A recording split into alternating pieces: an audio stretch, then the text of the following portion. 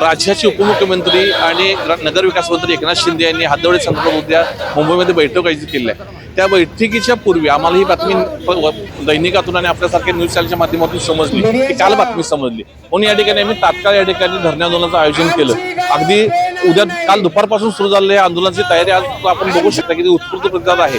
ग्रामीण जनता ठिकाणी मोठ्या संख्येने उपस्थित आहे, त्याचबरोबर या ठिकाणी सर्व गावचे लोकप्रतिनिधी उपस्थित आहेत। आपण ह्या धरण्याच्या विषयावर आपण निश्चित बघू शकताय आणि आमच्या भावना तुमच्या माध्यमातून मीडियाच्या माध्यमातून उपमुख्यमंत्री साहेबांनी पोहोचाव्या यासाठी हा प्रयत्न आहे। त्याचबरोबर या ठिकाणी तिन्ही विभागाचे जे विद्यमान आमदार आहेत दक्षिण, उत्तर, दक्षिण, करवीर आणि हातकणंगले ते आमच्या भावना उद्या या बैठकीमध्ये व्यक्त करतील। पण ह्या लढ्याची तीव्रता लोकांच्या भावना अजून ठळकपणे या ठिकाणी उपमुख्यमंत्री साहेबांच्या पर्यंत नगरविकास मंत्र्यांपर्यंत पोहोचाव्या म्हणून उद्या आम्ही एक दिवसीय लाक्षणिक सर्व गावचा बंद पुकारतोय आणि बंद 100% यशस्वी करतोय।